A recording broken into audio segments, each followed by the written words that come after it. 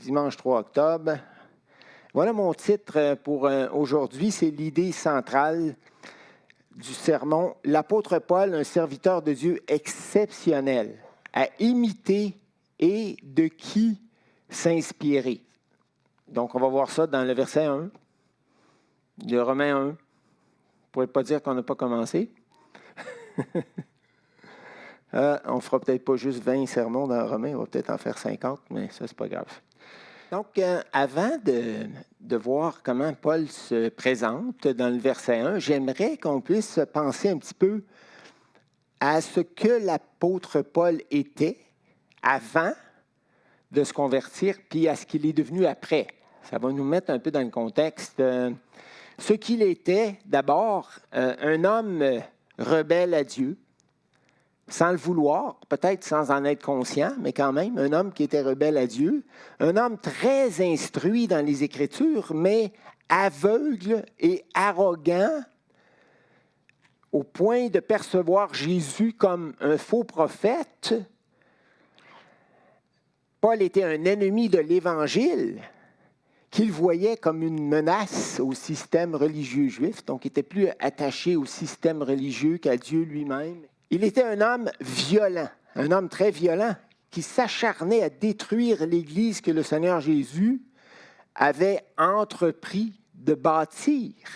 Il n'avait aucun scrupule à brutaliser et à mettre à mort les chrétiens. Et permettez-moi de vous lire quelques versets pour vous en convaincre. 1 Corinthiens 15, versets 8 et 9. En tout dernier lieu, Jésus m'est apparu à moi comme à celui qui est venu après coup. Dans certaines versions, c'est l'avorton. Oui, je suis le moindre des apôtres. Je ne mérite pas de porter le titre apôtre parce que j'ai persécuté l'Église de Dieu. Acte 8, 3. Saül, de son côté, ravageait l'Église. Ravager, c'est un mot assez fort. Donc, pénétrant dans les maisons, il en arrachait. Les termes sont très forts. Hommes et femmes, les enfants ne sont pas mentionnés, mais j'imagine qu'ils suivaient, et les faisait jeter en prison. Ça, c'est de la grande brutalité. Acte 9.1, cependant, Saül respirait encore la menace et le meurtre. Et quand tu dis que quelqu'un respire la menace et le meurtre, ou la colère, ou la violence, c'est quelqu'un de qui tu ne veux pas t'approcher. Ça veut dire que ça lui sort par les pores de la peau. Acte 22.4, c'est Paul qui parle et qui dit « J'ai persécuté à mort ». À mort, et c'est littéral, cette doctrine, liant, c'est-à-dire enchaînant et mettant en prison hommes et femmes. Acte 22.5, le souverain sacrificateur et tout le collège des anciens m'en sont témoins. J'ai même reçu d'eux des lettres pour les frères de Damas. C'était loin, ça, là, Damas. C'était pas à porte, là. Où je me rendis afin d'amener liés à Jérusalem ceux qui se trouvaient là et de les faire punir. C'était une vraie extermination des croyants. Acte 26, 10, à Jérusalem, j'ai jeté en prison plusieurs des saints, ayant reçu ce pouvoir des principaux sacrificateurs, et quand on les mettait à mort. Tu sais, on pense surtout à Étienne, qui a été lapidé. Mais quand tu lis ça ici dans le verset 10, quand on les mettait à mort, donc il y en a eu plusieurs, là. Je joignais mon suffrage à celui des autres. Acte 26, 11, je les ai souvent, le mot « souvent » est important, châtiés dans toutes les synagogues, je les forçais. Comment est-ce qu'ils faisaient ça? Je les forçais à blasphémer. Dans mes excès de fureur, tu sais, tous les termes là, dans ces versets-là sont incroyables. Dans mes excès de fureur contre eux, je les persécutais même jusque dans les villes étrangères. Donc, si les croyants persécutés cherchaient à se réfugier ailleurs, ils les suivaient. Ils étaient vraiment, vraiment animés, je dirais, de l'esprit du diable. Rien de moins. Galates 1.13, vous avez su en effet quelle était autrefois ma conduite dans le judaïsme, comment je persécutais à outrance, ça veut dire à l'extrême, et ravageait l'Église de Dieu. 1 Timothée 1,13, moi qui étais auparavant un blasphémateur, un persécuteur, un homme violent. Mais j'ai obtenu miséricorde parce que j'agissais par ignorance dans l'incrédulité. En d'autres mots, il a fait tout ça sincèrement. Mais tu peux faire le mal sincèrement, mais ça demeure du mal, quelque chose qui doit être pardonné, qui doit être corrigé. 1 Corinthiens 11,1, soyez mes imitateurs, comme je le suis moi-même de Christ. Ça, c'est le nouveau Paul.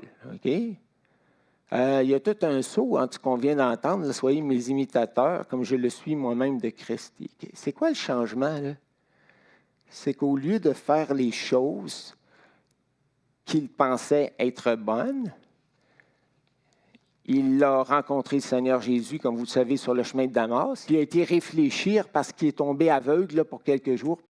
Puis d'après moi, il a révisé toute sa théologie. Parce qu'il s'est dit, j'étais dans l'erreur du début à la fin. Je ne voyais pas clair. J'ai été aveuglé par l'orgueil, par l'arrogance, par mon ignorance aussi. 1 Corinthiens 15,10, ce que je suis à présent, c'est à la grâce de Dieu que je le dois. Et cette grâce qu'il m'a témoignée n'a pas été inefficace. Loin de là, j'ai peiné à la tâche. Ça faisait un bout de temps qu'il était dans le ministère, plus que tous les autres apôtres. Ça quand je lis ça, ça me paraît presque vantard dans un sens, mais ça ne l'était pas. Si tu es capable de dire ça avec humilité, là, c'est parce que tu as vraiment changé. Là. Mais Paul s'empresse de dire, non, pas moi, certes, mais la grâce de Dieu qui est avec moi. En d'autres mots, c'est pas moi, parce que le vieux Paul n'a fait que des choses désastreuses, mais le nouveau Paul qui dépend du Seigneur et qui sert le Seigneur et qui s'est mis à l'écoute du Seigneur, qui reçoit ses instructions et qui reçoit ses directives, celui-là, il construit. Voilà, alors je me dis, si Dieu a transformé un homme pareil, est-ce qu'il y a quelque chose dans nos vies, quelques péchés, quelques mauvaises attitudes, ou quoi que ce soit, que Christ ne puisse pas déraciner de nos cœurs? Il n'y a rien. Mais nous, il faut quand même vouloir changer, parce que parfois, on est confortable dans nos vieilles pantoufles de pécheurs. Voilà ce qu'on vient de couvrir, ce que Paul était et ce qu'il est devenu. Maintenant, un autre petit point avant de commencer le verset 1. L'adresse des lettres de Paul suit généralement la structure des lettres de l'époque, c'est-à-dire auteur, destinataire, souhait de santé la plupart du temps, et remerciements. Mais Paul a christianisé un peu ses adresses et salutations. Donc, il leur a apporté une richesse que les lettres profanes n'avaient pas. Mais nous, on ne commence pas nos lettres comme ça. On dit « Cher Margot ». Puis on dit, puis je dis Bernard, je signe Bernard juste à la fin de la lettre. Mais ça ne fonctionnait pas comme ça ici.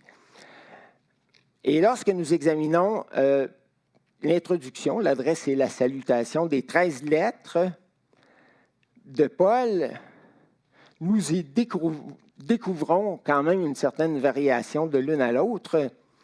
Paul se nomme dans toutes ses lettres, il dit Paul. Puis après ça, il fait presque toujours mention de son appel. Il va dire apôtre, c'est-à-dire messager. C'est ça que ça veut dire, apostolos, là. Apôtre, messager spécial de Jésus-Christ.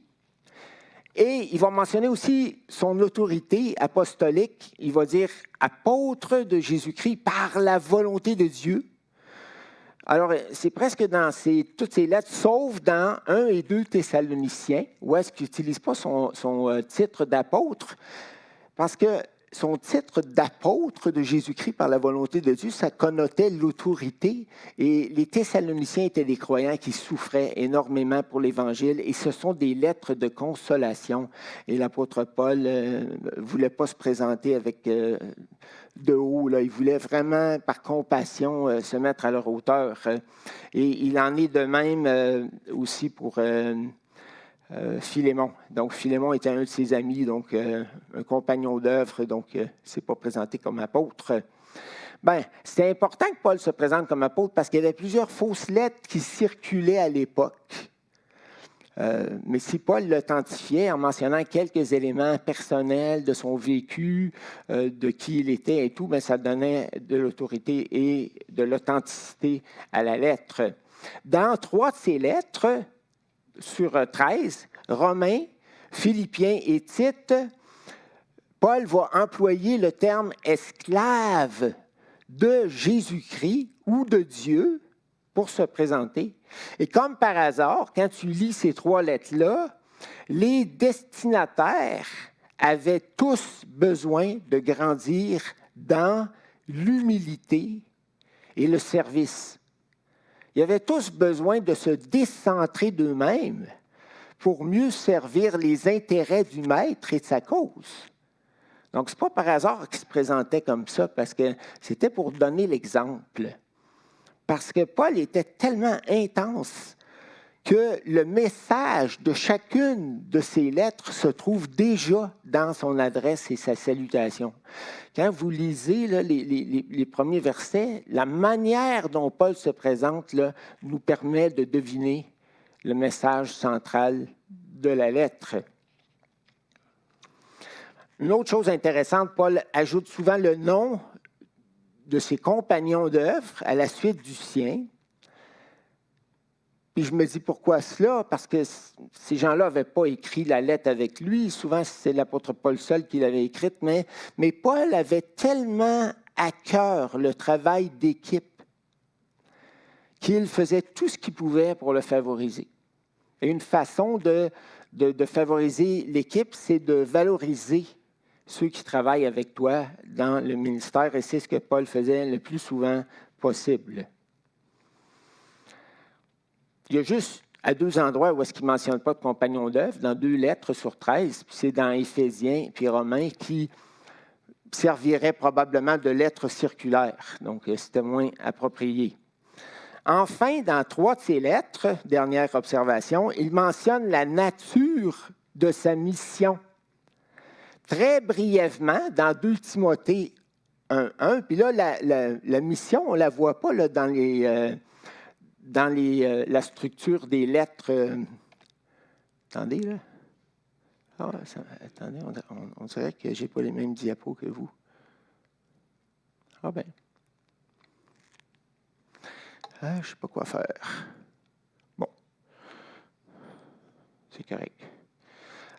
Donc, voilà. Dans 2 Timothée 1:1, Paul, apôtre de Jésus-Christ, par la volonté de Dieu, ça c'est standard, pour annoncer, il annonce sa mission, pour annoncer la promesse de la vie qui est en Jésus-Christ.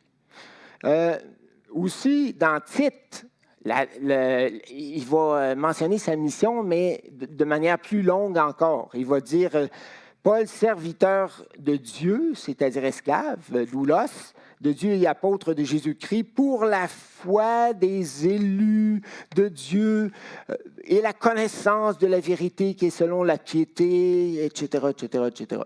Alors, il y va comme ça pour un bout de temps. Mais vraiment, la lettre ou la mission de Paul est la plus longue, là, c'est Romains. C'est incroyable. C'est pour ça que Romains, c'est une introduction qui n'est pas typique. C'est une introduction atypique.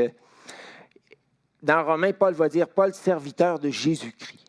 C'est ça qu'on va regarder ensemble, appelé à être apôtre, mis à part pour annoncer l'Évangile de Dieu. Puis là, il part. L'Évangile qui avait été promis auparavant de la part de Dieu par ses prophètes dans les Saintes Écritures, l'Évangile qui concerne son Fils né de la postérité de David selon la chair et déclaré Fils de Dieu avec puissance selon l'Esprit de sainteté par sa résurrection d'entre les morts, Jésus-Christ notre Seigneur. Tu sais, il en met quand même. Hein? Il fait une digression. Puis ça va nous permettre aussi de voir que, franchement, le thème central de la lettre de Paul aux Romains, c'est l'Évangile. L'Évangile de long en large. C'est ça. C'est ni plus ni moins que ça. Donc, ce que je vous ai dit tout à l'heure se vérifie parfaitement. Puis on va se garder la semaine prochaine pour voir tout ce qui est dit au sujet de l'Évangile, parce qu'il y a énormément de, excusez-moi l'anglicisme, de stock dans ces versets-là. Donc, on va regarder le verset 1 ensemble. Bon, c'est pas grave, on n'a pas les diapos, mais de toute façon, c'est assez simple. Paul, serviteur de Jésus-Christ, ça c'est la première expression qu'il utilise, appelé à être apôtre et mis à part pour annoncer l'Évangile de Dieu. Ça, on va dire que c'est les deux autres expressions, mais qui sont les deux côtés de la même médaille. Donc, il y a 2 points dans mon sermon, finalement. Le premier, en se présentant d'abord comme esclave du Christ Jésus. Pas de Jésus-Christ, mais du Christ Jésus. Dans Romains, Paul va utiliser l'expression Christ Jésus. C'est différent de Jésus-Christ, parce que Jésus-Christ, c'est comme un nom propre. Mais Christ, c'est un titre du Messie Jésus.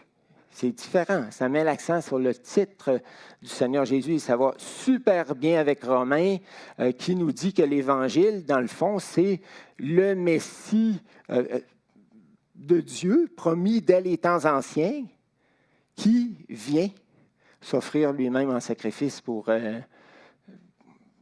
les pécheurs. Donc, ça va très bien. Mais alors, esclave du Christ Jésus, esclave du Messie, c'est quelque chose qui s'appelle Jésus. Alors, en faisant ça, Paul invitait les croyants de Rome, qui étaient des citoyens très fiers. Ils étaient fiers. Il y avait une citoyenneté qui leur donnait droit à toutes sortes de privilèges, je vous l'ai déjà dit, parce que c'était la même chose pour les citoyens de la ville de Philippe. Parce qu'ils avaient guerroyé pour l'empereur, l'empereur les avait récompensés en leur donnant la citoyenneté romaine. Et la citoyenneté, dans ce temps-là, n'était pas rattachée à un pays comme citoyen canadien, citoyen américain, mais à une ville. Et la grande ville de Rome, c'était le berceau de la citoyenneté. Mais on pouvait l'acheter, la citoyenneté, si on avait assez d'argent, ou on pouvait se la faire donner si on avait rendu des services à l'empereur. À l'Empire, c'était possible qu'on nous l'offre, mais c'était tout un privilège. Alors, tu sais, quand tu te fais dire que, bon, tu as plein de privilèges, puis là, ça te monte un peu à la tête, puis sans t'en rendre compte, tu deviens parfois un peu orgueilleux en te pensant supérieur aux autres. Surtout qu'il y avait des esclaves dans l'Empire romain, 6 millions d'esclaves, presque autant que de population, qui n'avaient pas de liberté comme telle. Mais ça ne veut pas dire qu'ils étaient tous maltraités. Parce qu'il y avait des esclaves qui l'étaient maltraités, là. Mais il y en a d'autres qui avaient quand même des maîtres dans les hautes sphères de la société et qui étaient bien traités. Donc, mais disons qu'il y en a probablement une majorité qui n'était pas bien traitée. Là. Alors, voilà. Donc, 2 vérités se dégagent de ce verset, simplement du fait que Paul se présente comme esclave. C'est spécial quand même. Il se présente comme esclave du Christ Jésus, esclave du Messie. La première vérité, c'est que Paul avait pleinement accepté son statut d'esclave de Jésus-Christ, ce que peu de croyants acceptent de faire. Parce que tu ne peux pas dire « je suis esclave de Jésus-Christ » à moins d'avoir renoncé à toi-même. Et renoncer à soi-même, ce n'est pas quelque chose de très populaire de nos jours. Puis là, je ne fais pas référence aux problèmes qu'on vit. Là. Je parle en général. Avant la pandémie, autant qu'après. Là. On est des gens qui sont habitués de penser à nous, puis on vit dans un pays riche, puis on a joui d'à peu près toutes les libertés possibles. Donc, c'est sûr que on n'a pas de tendance à nous-mêmes se faire esclaves. Ça veut dire renoncer à nos droits, renoncer à notre volonté individuelle. Ça veut dire prendre un grand soin pour s'assurer de comprendre la volonté du maître, puis ensuite mettre le temps qu'il faut, puis l'énergie qu'il faut pour l'accomplir. Donc, c'est vraiment un renoncement à soi-même, là. Mais c'est ce que Paul était devenu. Et je trouve ça merveilleux. C'était un meurtrier avant qu'il luttait contre Jésus, contre l'Évangile et tout. Puis là, il est heureux, réjoui, fier d'être l'esclave du Messie. Puis il a dit aux Romains qui étaient les citoyens les plus fiers de l'Empire. Mais je suis certain que Paul, il était tellement intentionnel dans tout ce qu'il faisait qu'il voulait les inciter à l'humilité et au service également. Et d'ailleurs, quand Paul parle de Timothée aux Philippiens, et probablement, vous savez que Philippiens, c'est une épître de prison, donc Paul était probablement emprisonné à Rome lorsqu'il a écrit Philippiens. Puis il dit, je n'ai personne comme Timothée qui prend vraiment à cœur votre situation, parce que Timothée était avec lui dans son emprisonnement à Rome. Donc, ça veut dire que dans la grande ville de Rome, tu avais plein de citadins qui n'avaient pas un grand fardeau pour l'œuvre de Dieu, pour les missions, pour les autres églises, pour les besoins des autres. Finalement, tout le monde était assez centré sur lui-même. Le « me, myself and I », on n'a pas inventé ça. Ce n'est pas un concept moderne, là. Je pense que c'est là depuis longtemps, quand Paul dit dans Philippiens, en parlant des citoyens de Philippe, ils ont pour Dieu leur ventre. Ils ne pensent qu'aux choses de la terre. Ils vivent pour eux-mêmes. Mangeons et buvons, car demain nous mourrons sans espérance. Mais nous, même si on renonce un peu à certaines choses pour mieux servir le Seigneur, puis je ne parle pas de tomber dans un déséquilibre, là, puis de commencer à négliger nos épouses, puis nos enfants, puis tout ça. Je ne parle pas de rien de tout ça. Mais même si on renonçait un peu à nous-mêmes, là, un petit peu plus à nous-mêmes, avec l'espérance céleste qui nous attend, je pense qu'on n'est pas perdant, on est gagnant sur toute la ligne. Et de toute façon, en faisant la volonté de Dieu, on trouve toujours un plus grand épanouissement qu'en devenant égocentrique. Si tu deviens égocentrique, narcissique ou encore pire, tu ne vas pas être heureux. Tu vas être malheureux parce que tu vas être rempli de désirs qui ne seront jamais satisfaits. Tu vas toujours être en train d'être tiraillé par tes désirs, puis tu vas être malheureux la plupart du temps, puis tu vas reprocher aux autres de ne pas combler tes besoins, puis tu vas devenir critiqueux, et tout ce que tu voudras. Donc, l'égocentrisme, ce n'est pas le chemin du bonheur. Non, vraiment pas. Je me dis, l'esclave, c'était d'abord quelqu'un. Il y a 4 choses, dans le fond, que j'aimerais mentionner rapidement. Quelqu'un qui appartenait à son maître. Donc, quand tu parles d'esclave, ce n'est pas juste l'humilité, ce n'est pas juste se décentrer pour se concentrer sur les intérêts du maître, mais le premier élément, c'est que le maître, c'est ton possesseur. Il t'a acheté, il t'a racheté d'une situation misérable. Romains 3, 24, étant justifié gratuitement par sa grâce, par la rédemption, le rachat qui est en Jésus-Christ. Et ce mot grec pour rédemption provient du marché d'esclaves de l'Antiquité. Il désignait le paiement de la rançon visant à obtenir la libération du prisonnier ou de l'esclave. Nous, ça ne nous a rien coûté, le salut. Mais Jésus l'a payé cher. Le salut, là, c'était quelque chose d'extrêmement dispendieux, de tellement dispendieux que personne de nous aurait pu se le procurer. Et nous, on était esclaves. On était esclaves. Paul le dit dans Romains, on était esclaves du péché. Il dit dans Romains 6, là, Autrefois, vous étiez esclaves de vos désirs de péché et tout cela vous rendait misérables, malheureux. Mais Christ vous a libérés de cet esclavage. Donc, ne vous remettez pas de nouveau sous l'esclavage du péché pour obéir à ses désirs. Puis dans sa lettre aux Colossiens, Paul dit qu'aussi on était esclaves dans le royaume des ténèbres. Et lorsqu'on s'est converti, le Seigneur Jésus nous a transportés Dieu, c'est-à-dire Dieu le Père, nous a transportés du royaume des ténèbres dans le royaume du Fils de son amour. Puis Paul aussi dit ça quand il dit qu'avant on était influencé au mal par les puissances de l'air, là, dans Éphésiens, chapitre 2. Puis on était esclaves du monde aussi. On n'arrivait pas à déplaire aux gens du monde. Parce que le monde n'a jamais été dans la direction de Dieu. Oui, dans certains temps, comme on peut dire aux États-Unis, avec une culture plus christianisée, les valeurs étaient meilleures, mais les États-Unis n'ont jamais été un pays chrétien, là, c'est à 100%. Là. Puis là, ils s'éloignent à une vitesse de l'éclair de leurs valeurs. Mais vous comprenez, le monde va contre Dieu, contre ses voies, contre ses valeurs et tout ce que vous voudrez. Donc, on est délivré de cette peur maladive de déplaire. C'est merveilleux, ça. Puis d'ailleurs, dans Romains 12, qu'est-ce que Paul va dire? Il va dire, ne vous conformez pas au siècle présent. Soyez renouvelés et transformés plutôt par le renouvellement de votre intelligence et pour être en mesure de discerner ce que Dieu veut.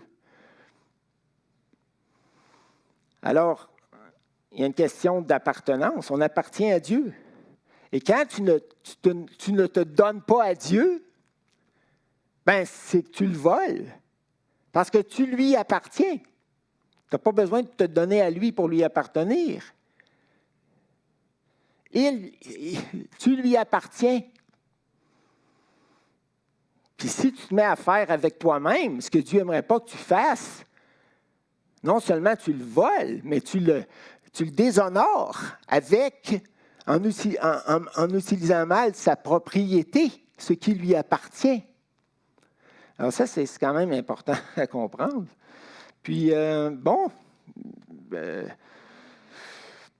rang aussi, plus de 35 fois dans Romains, le Seigneur Jésus est appelé, Jésus est appelé Seigneur.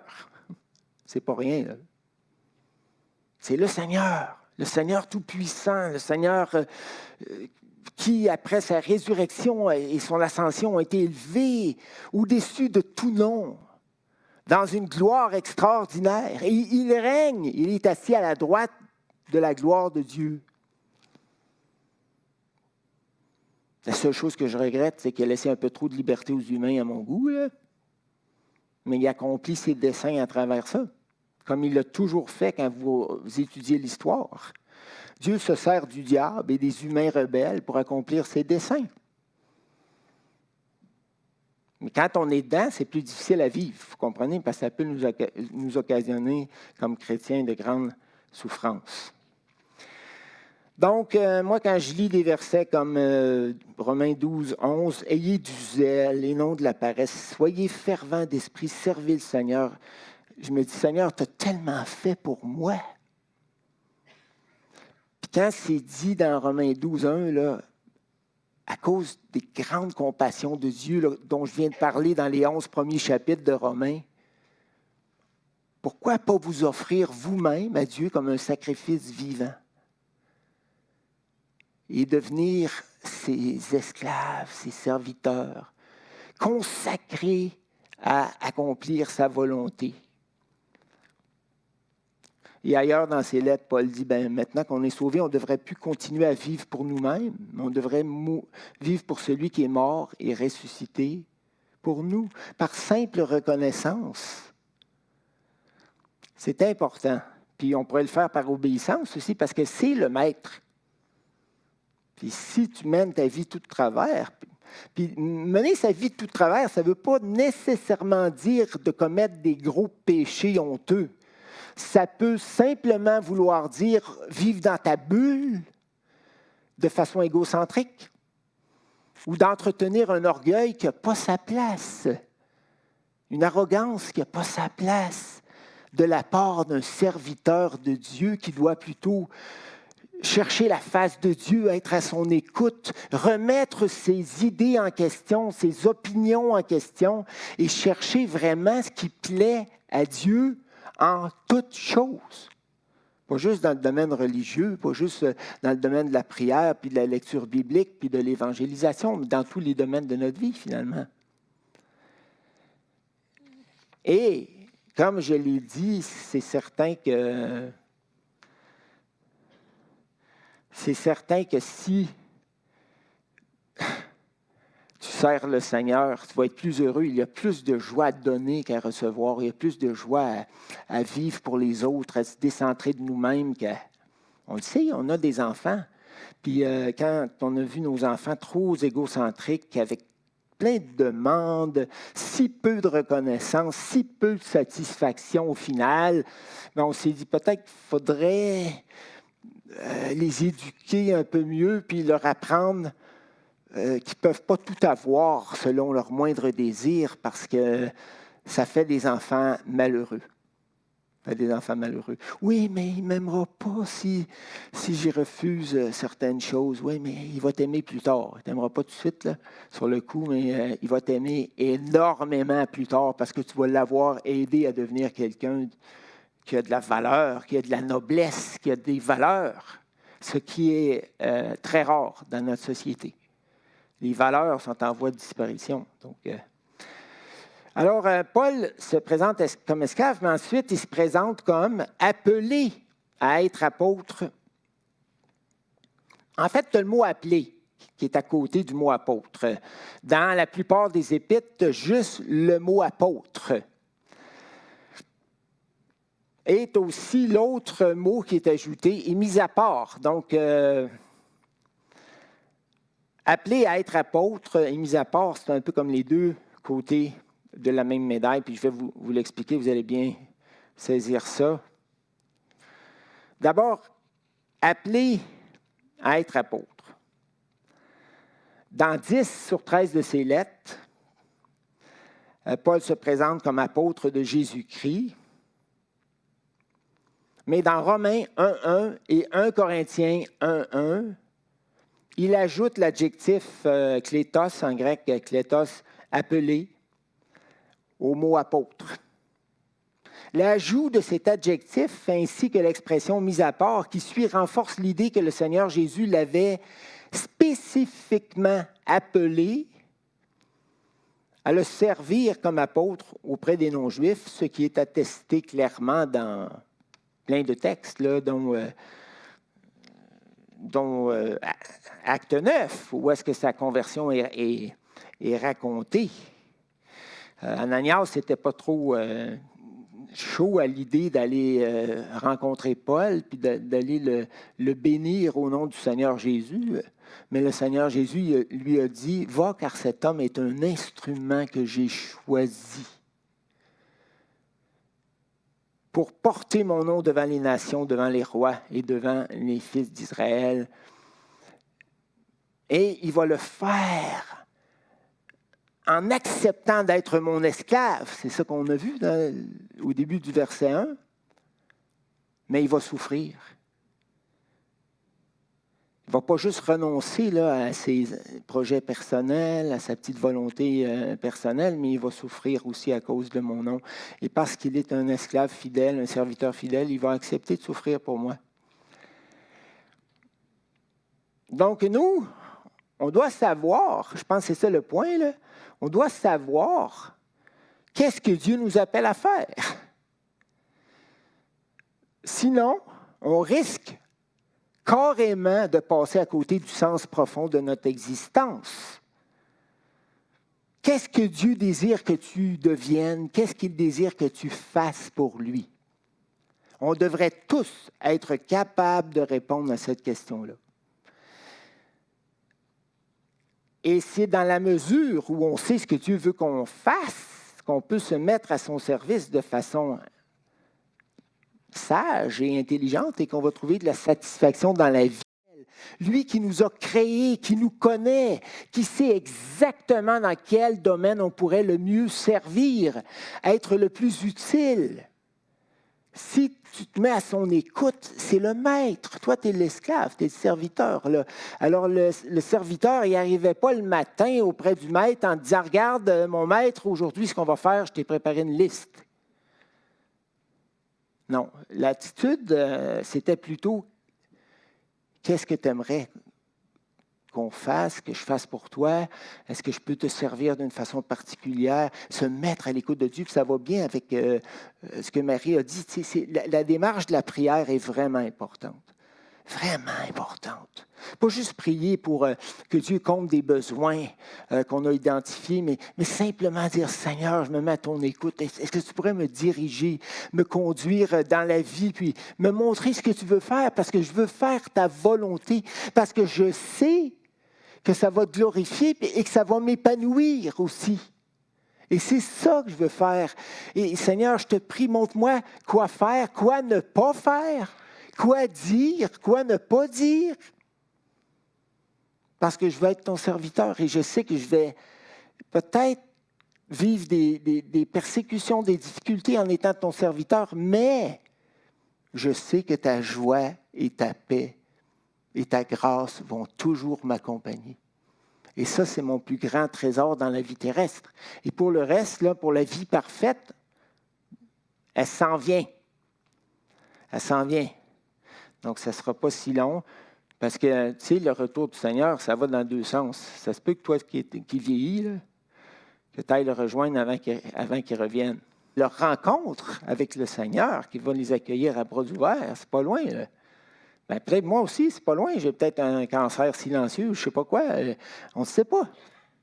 Mais en tout cas, alors je me dis, bon, on a un petit peu de temps pour servir le Seigneur. Il ne faudrait pas passer à côté, là. Mais on ne recevra peut-être pas d'appel foudroyant au ministère comme l'apôtre Paul. Mais quand même, je suis certain que le Seigneur va nous montrer qu'est-ce qu'on doit faire. Puis il y a plein de suggestions dans Romains 12. Là, il y a une liste de dons spirituels qui est là, là. Nous avons des dons différents par la grâce de Dieu. Si quelqu'un a le don de prophétie, d'enseignement de prophétie, qu'il l'exerce en accord avec la foi, la saine doctrine. Si un autre est appelé à servir, qu'il serve, qu'il se consacre à son service. Les mots nous montre qu'un serviteur accompli est un serviteur qui travaille de mieux en mieux pour le maître, que celui qui enseigne se donne à son enseignement, que celui qui a le don d'encourager se donne à l'encouragement, se consacre. Et quand on parle de se consacrer, ben, on parle aussi de mettre d'autres choses de côté, n'est-ce pas? C'est d'ailleurs là que l'expression « mise à part » prend son sens. Parce que le terme « aphorizo », traduit par « mise à part » dans Romains 1.1, figure 10 fois dans le Nouveau Testament et communique généralement l'idée de mettre certaines choses de côté pour mieux servir Dieu. Il est traduit une fois par « chasser » dans Luc 6, 22, lorsqu'on vous chassera, qu'on vous mettra de côté. Une fois par « se tenir à l'écart » dans Galates 2, 12, et aussi 5 fois où le terme est traduit par « séparer ». Puis 3 fois par « mise à part ». Dans notre verset d'aujourd'hui, c'est la première fois, « mise à part pour l'Évangile de Dieu ». Le mot annoncé n'est pas là, mais il est probablement sous-entendu. Dans Galates 1,15, Dieu m'avait mis à part avant ma naissance et dans sa grâce, il m'a appelé à le connaître. Première chose, le connaître, pas juste à peu près superficiellement, mais intimement. Parce que tu ne peux pas servir Dieu si tu n'es pas en communion intime avec lui. Aussi, il lui a plu de me révéler son Fils pour que je l'annonce aux non-juifs. Ça, c'était sa mission. C'était très clair. Dans la tête de l'apôtre Paul, c'était très, très clair. Si quelqu'un te demandait, as-tu fait dans toutes tes années de vie chrétienne ce que Dieu te demandait de faire? Pourrais-tu répondre oui? Sans orgueil, là. Ben oui, pourquoi pas? J'espère que plusieurs d'entre nous pourraient répondre oui. Mais oui, ça ne veut pas dire que j'étais parfait, ça ne veut pas dire que je n'ai pas fait de faux pas, ça ne veut pas dire que je n'ai pas eu mes périodes un peu plus refroidies dans le parcours, mais ça veut dire Dieu m'avait montré ce qu'il attendait de moi et je l'ai fait. Et je l'en remercie parce que je l'ai fait par sa grâce. Alors, pendant qu'ils servaient le Seigneur dans leur ministère et qu'ils jeûnaient, le Saint-Esprit dit « Mettez-moi à part Barnabas et Saul pour l'œuvre à laquelle je les ai appelés. » Donc, en les mettant à part, c'est ceux qui quitteraient certaines choses qu'ils faisaient et mettraient de côté certaines choses qu'ils faisaient pour se consacrer à un autre ministère auquel Dieu les appelait. Donc, dans la question de se mettre à part, il y a un élément de séparation. Tu ne peux pas servir Dieu juste en ajoutant, parce que tu vas arriver à l'épuisement. Et ce n'est pas la volonté de Dieu que tu arrives à l'épuisement, parce que lorsque tu arrives à l'épuisement, tu deviens très faible. Alors, il y a tellement de gens que Dieu a mis à part à travers les années, à travers les siècles. Et il y a un verset, et je vais terminer avec cela, puis une petite illustration. Mais un verset dans Éphésiens 2,10 qui me plaît énormément, quand c'est dit « Nous sommes son ouvrage », son œuvre, le fruit de son travail, car nous avons été créés en Jésus-Christ, c'est-à-dire qu'au moment où on est entré en communion spirituelle avec Jésus, nous sommes devenus une nouvelle créature, c'est-à-dire que Jésus a commencé un travail de recréation, pas de récréation. C'est là qu'il ne faut pas se tromper. On vient de parler d'être esclave de Jésus-Christ, de se mettre à son service. Pas la récréation. De recréation. Pour réparer tout ce que le péché a abîmé dans nos cœurs et dans nos vies. Alors, nous sommes son ouvrage. Nous avons été créés en Jésus-Christ. Puis là, qu'est-ce qui est dit après, là? Pour, notre mission, c'est quoi? Pour de bonnes œuvres que Dieu lui-même a préparé d'avance afin que nous les pratiquions.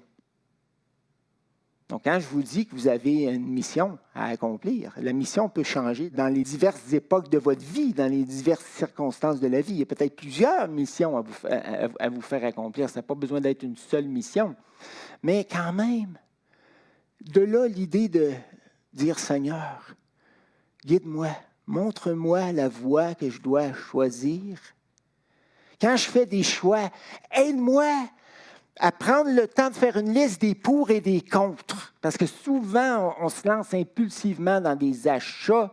On fait des choix sans avoir demandé au Seigneur, qu'est-ce que tu en penses, Seigneur? Puis c'est vrai que si je vais dans cette direction-là, je ne pourrais plus faire ça, puis ça pour toi. C'est très rare qu'on prenne le temps de regarder les pour et les contre par rapport à notre service pour Dieu. Et c'est triste. Et par rapport à notre vie spirituelle, puis parfois, ça joue contre nous.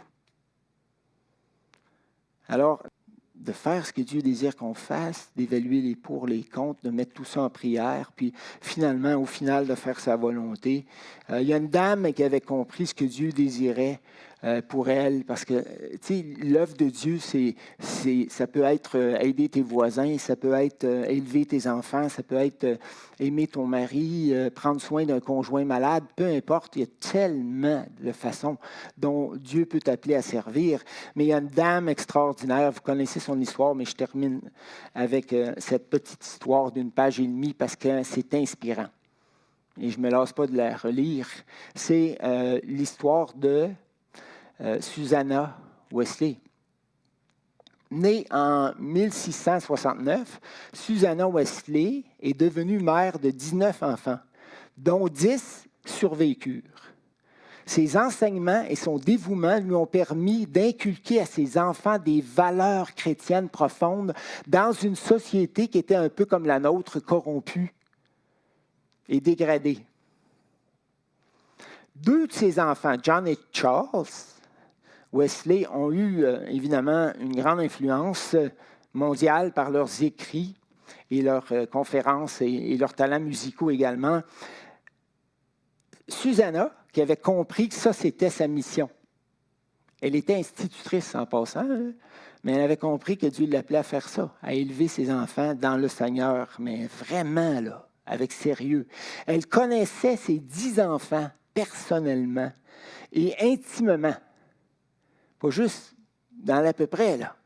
Souvent seule pour s'occuper de sa maisonnée, Susanna, une femme de foi et de caractère ferme, comprenait que chaque enfant méritait une attention particulière. De là l'importance de passer du temps de qualité avec chacun d'eux de façon individuelle. Elle cherchait à leur inculquer des valeurs profondes et surtout, elle voulait s'assurer que chacun de ses enfants puisse connaître Jésus comme Sauveur et Seigneur. Dieu lui avait aussi fait comprendre l'importance de former ses enfants à devenir des adultes autonomes, mûrs et disciplinés à la gloire de Dieu. Mais sachant que ses enfants auraient à lutter, comme tout humain ayant hérité de la nature pécheresse, avec leur inclinaison à l'entêtement et aux petites rébellions, si petite est un mot approprié, elle se fit une priorité d'enseigner à chacun d'eux la maîtrise de soi. Dès leur enfance. Mais en comptant sur Dieu. Susanna était une femme, je termine, de prière. Elle dépendait de Dieu. Elle ne faisait pas ça par ses propres efforts. Tu sais, parce qu'elle était institutrice, elle aurait pu dire, bon, ben là, voici ce qu'on va faire, on va organiser nos journées de telle façon, puis tout aurait pu fonctionner sur la base de ses propres ressources à elle, mais ce n'était pas ça, c'était pas le cas. Susanna était une femme de prière. En dépit de ses multiples occupations, elle était convaincue que sa force résidait dans une vie de prière constante et fervente. Les 2 mots sont importants, constant et fervent. Elle planifiait donc à chaque jour un temps de prière intime avec son Dieu. Parfois, elle n'arrivait pas à trouver un endroit pour être seule avec son Dieu et ses enfants se souviennent de l'avoir vue prier assise sur une chaise, le tablier sur la tête. Ça ressemble au War Room un peu. Là. Bon, moi, je prie en faisant du vélo, mais ce n'est pas le vélo. Non. Qui me motive, c'est vraiment d'aller prier depuis quelques jours. Là. Je trouve ça merveilleux. Cette mission peut être autre, mais pour Susanna, Wesley, c'était ça. Et je suis certain que moi, si tu dis, Seigneur, ouvre-moi les yeux. On n'est plus aveugle qu'on pense, frères et sœurs. On ne voit pas vraiment. On ne voit pas la volonté de Dieu. Si tu n'as pas le goût de la faire, tu vas continuer à vivre selon les standards du monde, pas mal égoïstement, puis tu vas faire tes petites affaires, puis tu vas décider toi-même de la majorité de tes situations. Mais si tu te branches à Dieu, wow, c'est une autre histoire. Mais là, tu vas passer à quelque chose de vraiment formidable. Puis je sais que vous l'avez déjà tous expérimenté, mais je vous encourage, tout comme je m'encourage moi-même,